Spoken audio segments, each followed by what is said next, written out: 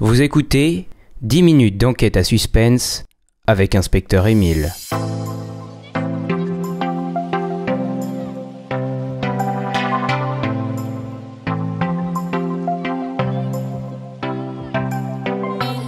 La connaissez-vous ? Sinon, vous reconnaîtrez certainement ses visages.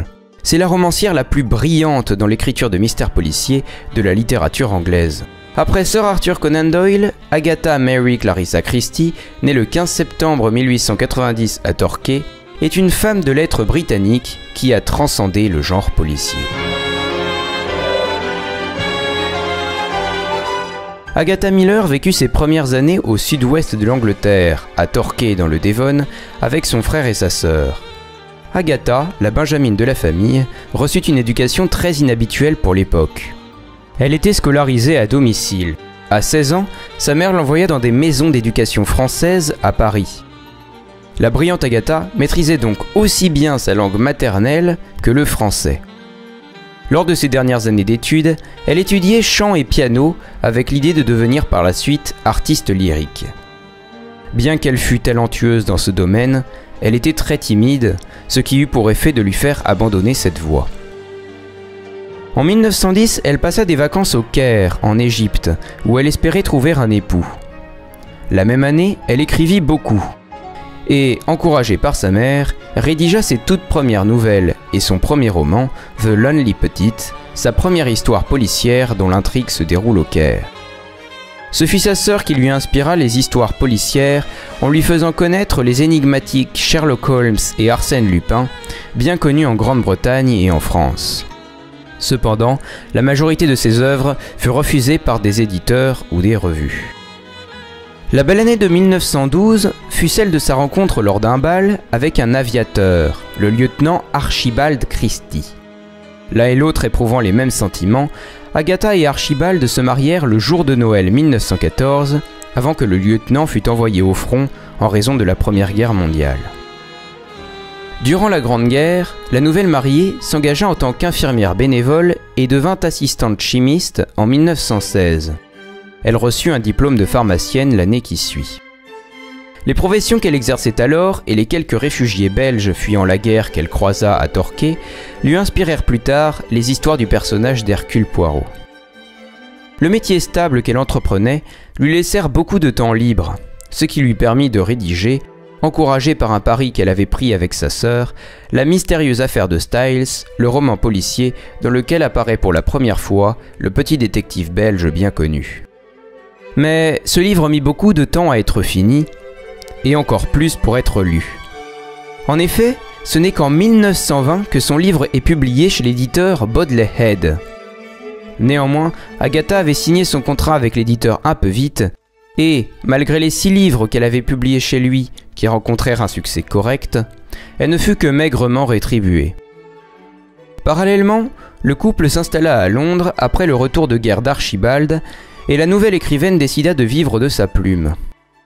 Sitôt le contrat littéraire terminé, elle prit un agent et signa chez William Collins Sons, qu'elle ne quitta pas jusqu'au terme de sa carrière. La publication en 1926 de son 6e roman, Le meurtre de Roger Ackroyd, que je vous recommande fortement, fut son premier réel succès. Nonobstant cela, l'écrivaine traversa rapidement une mauvaise passe. Simultanément, sa mère décéda et son mari lui fit part de son intention de divorcer, lui avouant l'existence de Nancy Neal pour qui il partageait des sentiments. Là se déroule un événement pour le moins étrange. Profondément affectée, Agatha Christie disparut littéralement le 3 décembre 1926. La police retrouve sa voiture, sa Maurice Collet, abandonnée près d'un étang. La presse s'empara alors tout de suite de l'affaire, imaginant multiples scénarios rocambolesques, jusqu'à sa réapparition. Après 2 battues organisées à 5 jours d'intervalle et une récompense de 100 livres publiée dans le journal, Agatha fut retrouvée 12 jours plus tard dans l'hôtel d'une station thermale à Harrogate, où elle prétendit ne se souvenir de rien et ne pas reconnaître son mari. Elle s'y était inscrite sous le patronyme de Neal, le nom de la maîtresse d'Archibald. Cette péripétie est à l'origine de plusieurs thèses et adaptations littéraires et audiovisuelles, tel qu'un épisode de la célèbre série télévisée britannique Doctor Who, une enquête au sein de la bande dessinée Ricochet et plusieurs romans. Mr. Christie n'obtiendra finalement le divorce que 2 ans plus tard, en 1928. C'est après une croisière au Moyen-Orient qu'elle rencontra l'archéologue Sir Max Mallowan, qui l'accompagnait à Londres, rappelé d'urgence car sa fille avait contracté une pneumonie. Peu de temps après, Max, de 15 ans son cadet, la demanda en mariage malgré leurs différences de religion. Sir Mallowan épousa Agatha en secret le 11 septembre 1930 à Édimbourg. Outre Poirot, la Duchesse de la Mort créa de nombreux autres protagonistes. Miss Marple surtout, à partir de l'affaire Poirot en 1930, Harley Quinn, Ariadne Oliver et Parker Pyne. Agatha s'essaya aussi au roman dit pur dans les années 1930 qu'elle édita sous le pseudonyme de Mary Westmacott, une stratégie qui fonctionna pour 5 autres livres, jusqu'en 1946 lorsqu'un critique américain découvrit la supercherie. En 1939, l'écriture de Dix Petits Nègres, ne mettant en évidence aucun de ses limiers, fut une véritable réussite. Malheureusement, la Seconde Guerre mondiale venant d'éclater, Agatha dut participer à l'effort de guerre, préparatrice en pharmacie de nouveau. Son mari et elle furent séparés et durent quitter leur domicile du Greenway Estate. Max Mallowan fut envoyé au Caire en 1941 comme commandant de l'armée de l'air. Le conflit influença le travail littéraire de Christie à travers son roman N.O.M. par exemple, dans lequel elle dénonce les partisans du régime hitlérien, et quelques-unes de ses œuvres furent adaptées en pièces de théâtre. La fin des aventures de Poirot et de Miss Marple furent aussi écrits lors du conflit pour éviter qu'une suite de leurs aventures soit écrite si jamais Agatha n'y aurait pas survécu. Agatha accompagna son mari dans les années 1950 faire des fouilles en Asie mineure pour l'université de Londres, tout en continuant à écrire. Les mêmes années, le théâtre occupa une place importante dans le travail de la romancière. La pièce Témoin à charge de 1953, elle-même adaptée de la nouvelle éponyme de 1925, eut même droit à une adaptation cinématographique nommée 6 fois aux Oscars. Dès 1954, elle écrivit un livre par an environ, respectant ainsi le slogan « A Christie for Christmas » de son éditeur. En 1955, Agatha fut la lauréate des prix Grand Master Award et Grand Maître. En 1956, elle fut élevée au rang de commandeur de l'Ordre de l'Empire britannique et, anoblie par la reine Elisabeth II en 1971, elle reçut la distinction de Dame commandeur de l'Ordre de l'Empire britannique. Le détective Hercule Poirot disparut en août 1975 dans le roman Hercule Poirot quitte la scène, qui relève pour moi du génie. Et Agatha décéda peu après, le 12 janvier 1976, à Wallingford, alors qu'elle touchait depuis peu ses 85 ans.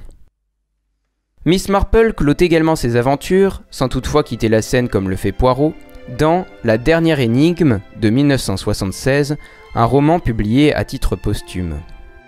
Agatha Christie a même donné son nom au prix littéraire récompensant les meilleurs romans policiers du même style, les Agatha Awards.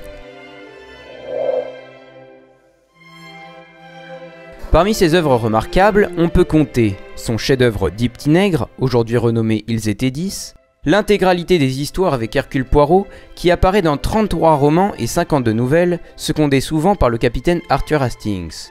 En tête de liste, Le crime de l'Orient Express, Mort sur le Nil, Le meurtre de Roger Ackroyd, ou encore La maison du péril.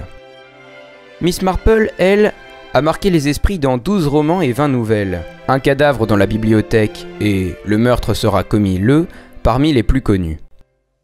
Tommy and Tuppence Beresford ont occupé 4 romans et 15 nouvelles. Black Coffee de 1930 et Akhenaton de 1973 sont le commencement et la fin de l'ensemble de ces pièces de théâtre. Sous le pseudonyme de Mary Westmacott, elle a publié de nombreux romans non policiers tels que Musique barbare en 1930.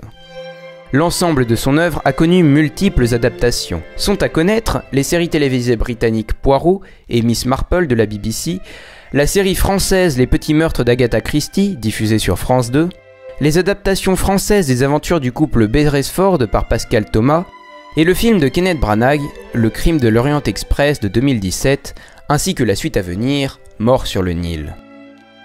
Agatha Christie, du haut de ses 66 romans, 154 nouvelles et 20 pièces de théâtre, est l'auteure la plus traduite dans le monde entier, laissant de sa plume les plus impressionnantes histoires policières jamais connues à ce jour. Ce n'est pas parce qu'un problème n'a pas été résolu qu'il est impossible à résoudre. Qu'est-ce que la démocratie, sinon la fraternité entre les hommes et une certaine affection sororale entre les femmes? Vis aujourd'hui comme si c'était le dernier jour et fais des projets comme si tu étais là pour l'éternité. Je vous conseille, si ce n'est pas encore le cas, d'aller voir les 10 minutes de Culture G sur Roger Carrel, le doubleur français de David Suchet dans la série Poirot.